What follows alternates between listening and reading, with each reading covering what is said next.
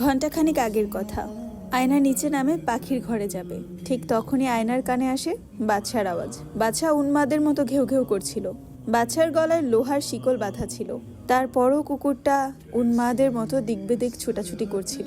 আয়না বাদশার আওয়াজ পেয়ে আগে বাড়ে এবং বৈঠকখানা থেকে বের হয়ে মেইন গেটের সামনে আসে। ততক্ষণে বাড়ির দারোয়ানরাও ঘুমাতে চলে গেছে। গ্রাম দেশ যেহেতু, তাই সন্ধ্যা হওয়ার সাথে সাথেই সবাই সবার কাজ শেষ করে যে যার মতো ঘরে চলে যায়।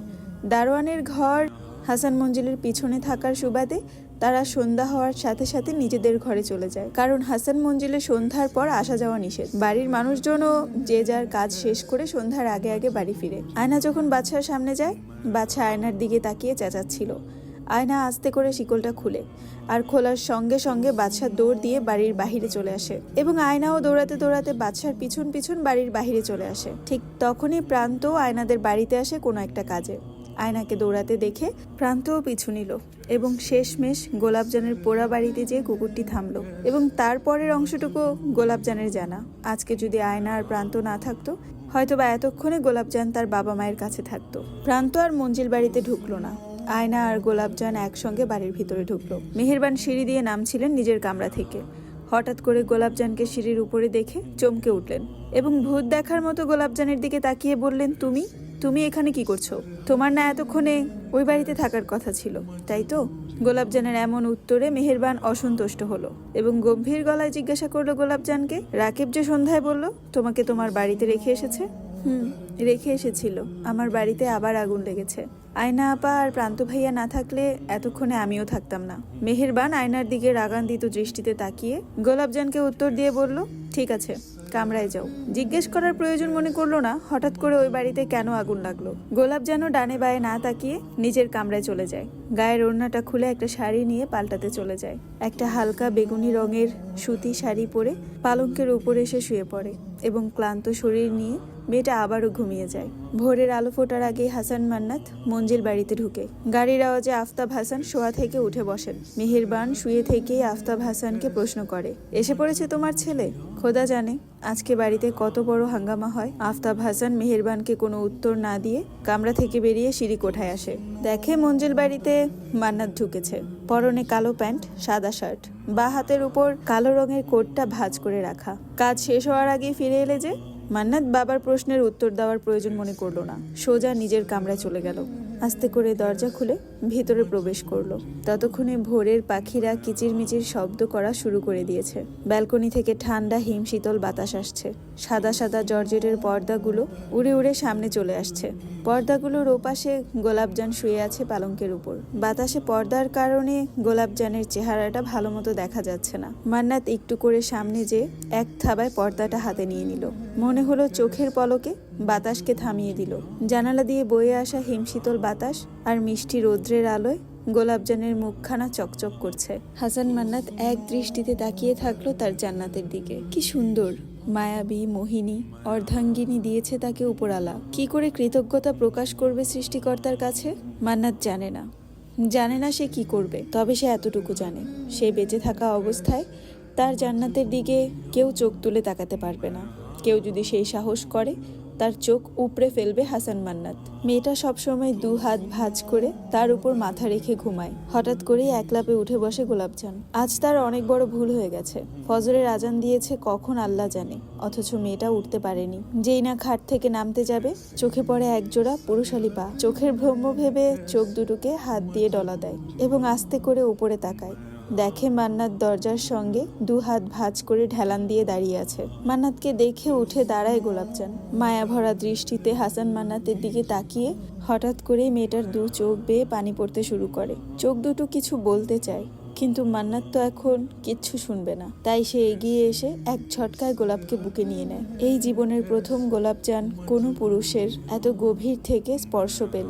গোলাপজানের পুরো শরীর শিউরে উঠে এক ঝটকায়। মান্নাতের বলিষ্ঠ বাহুর নিচে গোলাপজান চাপা পড়ে যায়। মান্নাত এমন ভাবে মেয়েটাকে জড়িয়ে ধরেছিল, মনে হচ্ছিল কত বছর পর মেয়েটাকে সে পেয়েছে। এবং হাসান মান্নাতের সবচেয়ে প্রিয় নারীটি হলো গোলাপজান।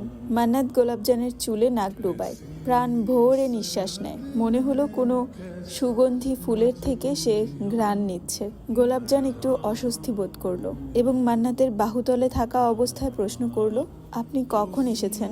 মান্নাতের পাশ থেকে কোনো উত্তর এলো না। মেয়েটা আবার প্রশ্ন করলো, এই যে শুনছেন, আপনি কখন এসেছেন? এবার মান্নাত উত্তর দিল, হাসকি স্বরে বলল, ঘণ্টাখানেক হয়। আমাকে ডাকলেন না কেন? ইচ্ছে করছিল না। আপনি ডাকলে তো আমি ফজরের নামাজটা পড়তে পারতাম। মান্নাত গোলাপের বাহু ছেড়ে দাঁড়ায় এবং বলে, এখন পড়তে পারো, বেশি সময় যায়নি। অজু করে এসে নামাজ পড়ে নাও। গোলাপজান চোখ দুটো নিচে নামিয়ে মাথা নাড়িয়ে ডান কাত করে মুখে বলে, জি আচ্ছা। তারপর চলে যায় অজু করতে। মেয়েটা গতকাল রাতের কোনো ঘটনাই হাসান মান্নাতকে জানায়নি বললে ভুল হবে। মেয়েটা জানাতে চায়নি। গোলাপজান যাওয়ার পর হাসান মান্নাত আলমারি খুলে একটা সাদা রঙের পাঞ্জাবি পায়জামা বের করে। গোলাপজান অজু করে এসে দেখে হাসান মান্নাত অজু করে দাঁড়িয়ে আছে নামাজের পাটি বিছিয়ে। গোলাপজান অজু করে কোনো কথা বলে না, সোজা নামাজ পড়ে নেয়। তাই মান্নাতকে প্রশ্ন করতে পারেনি আপনিও কি নামাজ পড়বেন কিনা। নিচে তাকিয়ে দেখে দুইটা পাটি বিছানো, আকপিচ করা। গোলাপজান নিজের জায়নামাজে যেয়ে দাঁড়িয়ে পড়ে এবং দুইজন মিলে সুন্দর মতো ফজরের নামাজ আদায় করে। সকাল হওয়ার সঙ্গে সঙ্গে বাড়িতে হই হুল্লোড় শুরু হয়ে গেছে। বৈঠকখানায় আয়নাকে নিয়ে অনেক বড় একটা ঝগড়া লেগেছে। মেহেরবান আঞ্জুমানকে যা তা বলছে মেয়ের বিয়ে হয়েছে, এখন মেয়েকে শ্বশুর বাড়িতে পাঠাও। এখানে থাকার কোনো মানেই হয় না। আয়না এ বাড়িতে থাকবে না। আফতাব হাসান বসে বসে চা খাচ্ছিলেন আর রেডিও থেকে খবর শুনছিলেন। তার মহিলাদের ঝগড়াঝাটিতে কোনো মাথা ব্যথা নেই। এদিক দিয়ে আঞ্জুমান বারবার মেহেরবানকে অনুরোধের স্বরে বলছিল যে তার একটাই মেয়ে, সে যেন এখানে থাকতে দেয়। কিন্তু মেহেরবানের কথা হলো মেয়ের বিয়ে হয়েছে, মেয়ে শ্বশুর বাড়িতে থাকবে। একটা বিবাহিত মেয়ে কখনোই বাবার বাড়িতে থাকা কাম্য নয়। হাসান মান্নাত দাঁড়িয়ে দাঁড়িয়ে সিঁড়ি কোঠার উপরে এতক্ষণ সবটাই দেখছিল। ঠোঁটের কোণে তাচ্ছিল্যের হাসি নিয়ে নিচে নেমে এলো। মেহেরবানের দিকে তাকিয়ে সোফায় বসতে বসতে প্রশ্ন ছুড়ে দিল মেহেরবানকে, আপনি কে মিসেস হাসান? এই বাড়িতে কে থাকবে আর না থাকবে সেই বিষয়ে সিদ্ধান্ত নেওয়ার? এইবার আফতাব হাসান তাকালেন, সোজা ছেলের দিকে তাকালেন। মেহেরবান মান্নাতের দিকে না তাকিয়ে তাকালো আফতাব হাসানের দিকে। দৃষ্টিতে ছিল প্রশ্ন, তোমার ছেলে আমাকে এগুলো বলছে, তুমি কিছু বলছো না? আফতাব মান্নাতকে প্রশ্ন করার আগেই মান্নাত উঁচু গলায় দোলাকে ডাকলো, দোলা, এক কাপ চা দিয়ে যা। আঞ্জুমান বলবে যে দোলা 3 দিন ধরে বাড়িতে নেই, তার আগেই দোলা হাজির। জি ভাইজান, আনতাসি, আপনি একটু বহেন, আমি এক্ষণ এলাচি দিয়া চা আনতাসি। বাড়ির সবাই অবাকের চরম পর্যায়ে।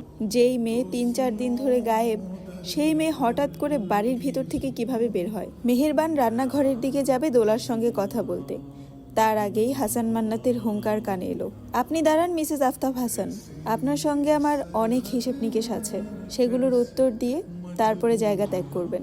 মেহেরবান জায়গায় ঠায় দাঁড়িয়ে পড়ল। হ্যালো, আসসালামু আলাইকুম এভরিওয়ান, আমি জান্নাত রহমান আপনাদেরকে গোলাপজান গল্পের 15তম পর্ব পড়ে শোনাচ্ছি, যেটার লেখিকা এবং কণ্ঠে আমি জান্নাত রহমান। এই গল্পটি আপনাদের কাছে কেমন লাগছে অবশ্যই কমেন্ট করে জানাবেন এবং গল্প রিলেটেড যে কোনো প্রশ্ন করতে কমেন্ট করতে পারেন, আমি উত্তর দিব। এবং গল্পটি বেশি বেশি রিপোস্ট করবেন যাতে করে বেশি বেশি ভিউ হয়, আর যত বেশি ভিউ হবে তত বেশি পর্ব পাবেন।